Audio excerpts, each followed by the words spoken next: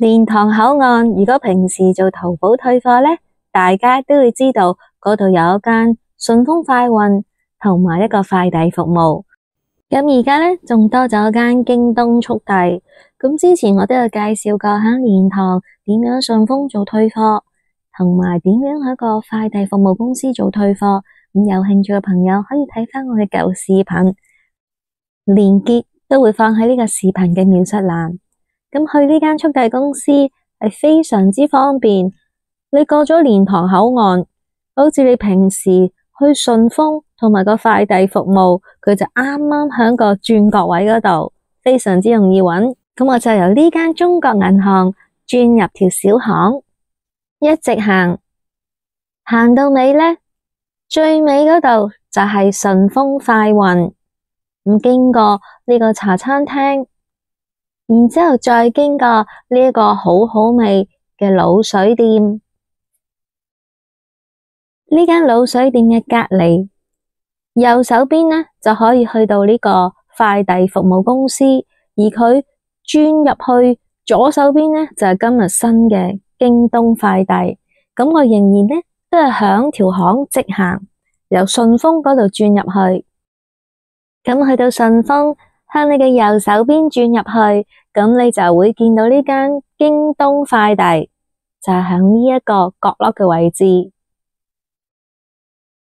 咁啊，呢間店呢就細細地，響京東商城購物，你可以呢寄嚟呢度，免費存放2日。呢度頭先就講由滷水店轉入嚟嗰間快遞服務，左右兩邊同屬快遞服務公司，分別就係寄件同埋收件。咁呢個京東快遞都係自助落單。咁啊，首先將我嗰個退貨地址複製佢嘅文字，又或者你哋保留呢個圖片都可以。咁呢個呢就係掃描佢個碼就可以做寄件。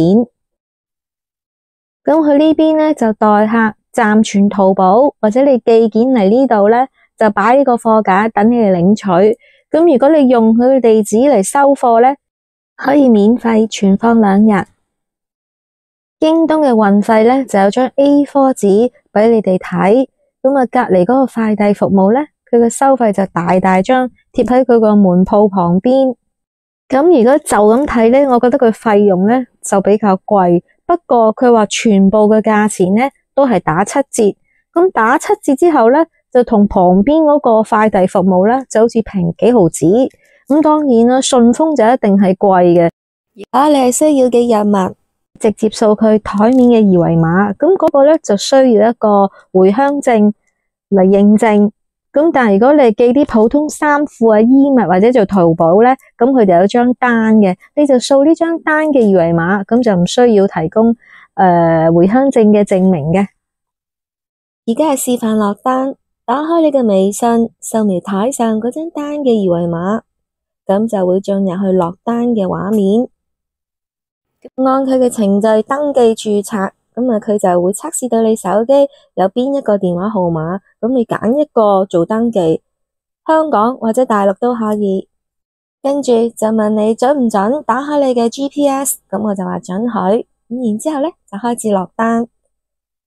咁我打開個 GPS， 知道我個定位呢，其實方便我陣間落單嘅時候，寄件人我可以用佢呢個店嘅地址做登記。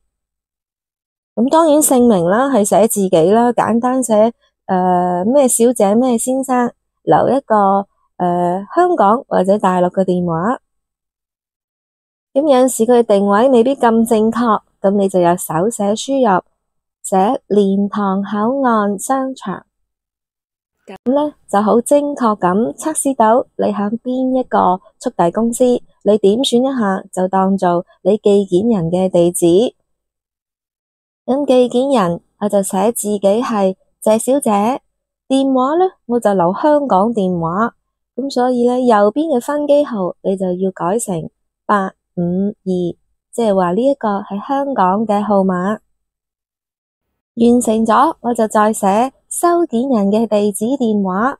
咁頭先呢，我已經一早呢將淘寶俾我個退貨地址複印咗，所以我只要喺呢個位置貼上，咁就會自動呢去識別我個地址落收件人嘅資料。如果需要更改收件人嘅地址，咁就可以按地址簿呢個位置進入去進行修改，又或者重新呢，就響頂部嘅位置貼上頭先嘅地址，咁喺呢度可以刪除或者增加合適嘅地址資料，然之後驟眼識別一次，咁就會自動呢輸入去收件人嘅位置，填寫你要寄嘅物品。咁我就寫衣服，重量你大約預估1kg都冇問題，因為到時呢就會磅重咗，真係接收你幾多錢。咁睇咗嗰啲條款，然之後按確定下單，咁職員呢就會呢打印一個郵簽，就貼喺你嘅包裹上。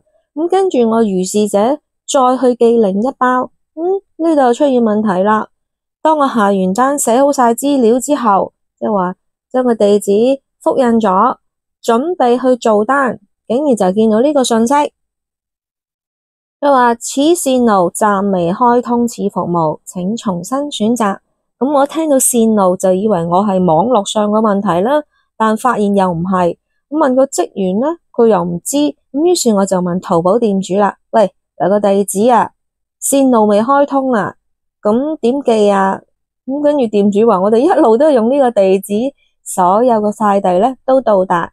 咁於是我再諗清楚，然之後再問京東嘅職員，喂，線路未開通係咪代表你哋京東發貨唔能夠經呢一個地址呢個地段？咁個店員就話哦，可能係啊咁樣。咁於是我嗱臨呢就去隔籬嗰間快遞服務去寄件，亦都係我平時喜歡用嘅快遞服務。